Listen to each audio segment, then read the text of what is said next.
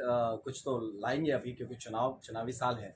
और देखने की बात है, अभी पूरा बजट आ जाए फिर पढ़ के देखते हैं कि फोकस किस तरफ जा रहा है। ये ज़रूर है कि लुभावना आपको कम, मैं पहले से आपको प्रेडिक्शन देता हूँ कि क्या होने वाला है। लुभावने उसमें बातें कही जाएंगी, ऐसा दिखेगा जैसे एकदम जनता के हित में बजट दिया गया है।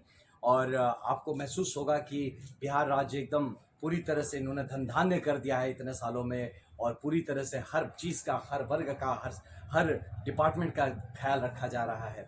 ये सारी चीज़ें आपको आएंगी जो कि सरकारी पैसे से, बजट के पैसे से अपना राजनीतिक जो पक्ष है उसको साधने का प्रयास आपको साक्षात बजट में नजर आएगा। पूरा बजट आ जाए तो इस पर हम कल फिर से डिटेल इसका थ्रेडबियर एनालिसिस कर सकते हैं। सर, चुनाव के इतने क्लोज होने के बाद सरकारी मंत्रिमंडल विस्तार क्यों करती है, ये समझ में नहीं आता। पहले भी तो चुनाव में पैसा चाहिए ना बॉस, माल चाहिए चुनाव में, कहाँ से आएगा? यही टाइम है निकालने का, इसलिए मंत्रिमंडल। और क्या कारण है? आप यहाँ क्या बंदर बांट चल रहा है? जनता से पूछिए, बंदर बांट है क्या? कद्दू कटेगा सब में बटेगा चल रहा है कि भैया हमको नहीं मिला था कद्दू का बांट, भैया हमको 6 महीना दीजिए हम भी माल निकाल ले। यही हो रहा है। बिहार की जनता देख रही है सब चीज, है ना। अगर काम होने का होता तो आप सटीक आदमी को सटीक टाइम पे सही जगह पे सही दायित्व देते और उसे रिजल्ट मांगते कि बताओ तुम इतने दिन से भैया मंत्री थे तो आपका रिजल्ट क्या था, आपका रिजल्ट एनालिसिस करके बताए। ये सब कभी नहीं आएगा। अभी है कि भैया अब चुनाव आने वाला है, पैसा चाहिए, फंड चाहिए, एक काम करिए, लो 6 महीना में देखो कितना रुपया आप अपने लिए उठा सकते हो, कितना पार्टी फंड में दे सकते हो, कितना चुनाव में लगा सकते हो। आनंद सर, मेन बजट का 50% तमाम जो विभाग है उनका खर्च नहीं हुआ, फिर ये अनुपूरक बजट पेश करके सरकार क्या दिखाना चाहती है? ये हर साल का है। देखिए, ये सरकार के जो प्रशासनिक सेक्शंस विभाग है, देखिए आप किस तरह से आप काम भी करने के लायक, मतलब आपके पैसे होते हुए भी आप काम नहीं कर सकते हैं। इससे बड़ा दुर्भाग्य क्या होगा, है ना। बिहार जैसे राज्य में जहाँ पे नेगेटिव में हम लोग चल रहे हैं, रिटर्न जा रहे हैं, आप वही तो कह रहे हैं, हम नेगेटिव में चल रहे हैं और आपके पैसे फिर भी आप, ये आपका प्रशासनिक और शासन का पूरा व्यवस्था दिखलाता है, समझाता है कि बिहार दुर्भाग्यपूर्ण तरीके से ऐसे लोगों के बीच में और ऐसे शासन प्रशासन में घिरा हुआ है कि जिसमें कि अपने काम को कर पाने की भी क्षमता नहीं है। सर, एक बात बताइए, आरजेडी के पुराने नेता हैं, एमएलसी रहे हैं और अब फिर से एमएलसी पे बहाल हुए हैं माननीय सुप्रीम कोर्ट के ऑर्डर से, सुनील सिंह के साथ नीतीश कुमार जी के बेटे निशांत कुमार को देखा गया काफी हंसते हुए।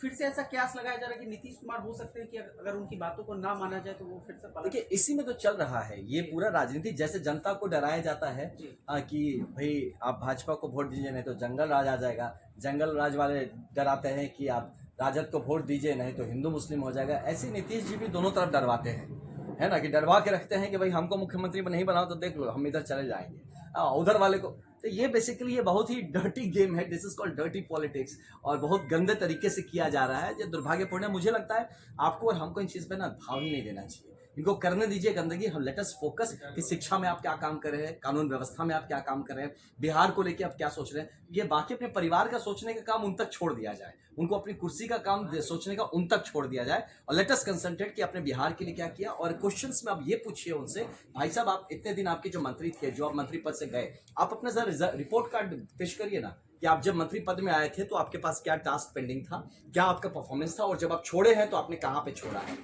इस पे बात होनी चाहिए, चर्चा से, ना कि किसका बेटा किसके साथ घूम रहा है, कौन कहाँ मछली खा रहा है। इन सब चीजों पे मुझे नहीं लगता कि हमें चर्चा। एक और जो बात है कि जदयू के महासचिव जो है जनसुराज ज्वाइन किए हैं, तो ये बात कही जा रही है कर रहे हैं। हाँ, कर रहे हैं। तो जनसुराज ने भी कहीं ना कहीं तोड़फोड़ की राजनीति शुरू कर दी है। जनसुराज एक ऐसा विकल्प बन के आया है कि हो सकता है दूसरे दलों के में ऐसे लोग हैं जो कि सच में बिहार के लिए काम करना चाहते हैं, जो सच में राजनीति को एक माध्यम बना के जन सेवा करना चाहते हैं। और जिन पार्टियों में फंसे हुए हैं उनमें ये बात समझ गए हैं वो कि भैया यहाँ पे बाकी सब कुछ हो रहा है, ये जन सेवा और बिहार की सेवा नहीं हो फिर रही। तो वही बात हो गई। और जब निकला जनसुराज पार्टी, और जनसुराज पार्टी एक बेहतरीन विकल्प की तरह लोगों को दिख रहा है, तो तोड़ फाड़ नहीं, जनसुराज जोड़ने का काम करिए। टूट तो वो रहे हैं, हम नहीं तोड़ रहे हैं, हम किसी के पास नहीं जाके बोल रहे हैं कि आप आइए, हम आपके समक्ष एक अच्छा विकल्प पेश करेंगे। देखिए, कंपटीशन है, पॉलिटिकल भी कंपटीशन है। अगर आप नेता हैं, आपके सामने पेश करेंगे कि भैया राजद ने भी आपको एक सामान बेच रहा है कि देखिए हमारा मंच ऐसा है, वैसे जेडीयू भाजपा कांग्रेस सब बेचे, जनसुराज भी अपना मंच लेके खड़ा है कि ये है हमारा मंच,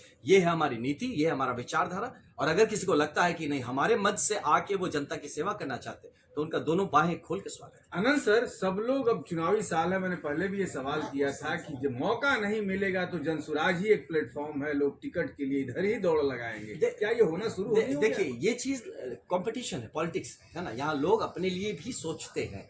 और अगर कोई ऐसा सोचता है तो गलत नहीं है। अब जन स्वराज ऐसे लोगों को कितना मौका देता है, इस पे आप क्वेश्चन जरूर कर सकते हैं कि भाई ऐसे लोग जो टिकट के कवायद में आपके पास आए हुए हैं, जन स्वराज उनको एडजस्ट करता है या फिर वैसे लोगों को आगे बढ़ाता है जो सही बात में, हमारा जो टैगलाइन है सही लोग सही सोच, जो सही लोग और सही सोच के लोगों को आगे बढ़ाता है, या सिर्फ टिकटार्थी और अपने पॉलिटिकल करियर के लिए जो आ रहे हैं उनको बढ़ाता है। इस पे आप प्रश्न करिएगा। लोग लेकिन टूटेंगे, जुड़ेंगे, आएंगे, कुछ सपने लेके आएंगे बिहार बनाने का, कुछ सपने लेके आएंगे अपना पॉलिटिकल करियर बनाने का। अब जन स्वराज पार्टी मैं मानता हूं कि इस कदर मैच्योर्ड है कि ऐसे लोगों में वो होता ना कि वो गेहूं और घुन को अलग करके हम लोग सही लोगों को प्रमोट करें।